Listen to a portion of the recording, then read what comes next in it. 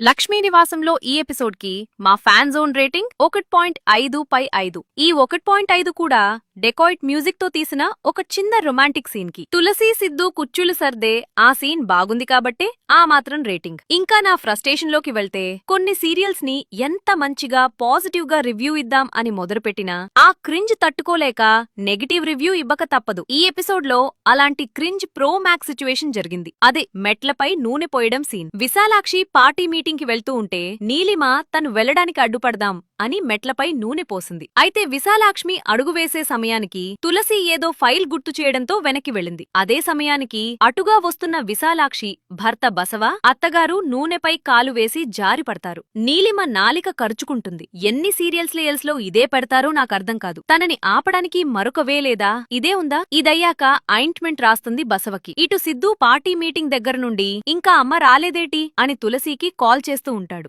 విశాలాక్షి బయల్దేరుతూ ఉంటే బసవ, నీకు భర్త కన్నా రాజకీయం ముఖ్యమైందా అంటూ ఈ రోజు ఇంట్లోనే నాకు వండిపెట్టు, మీటింగ్ కి వెళ్లాద్దు అని చెప్తాడు. సరే అని వంటగదిలోకి వెళ్లిపోతుంది విశాలాక్షి.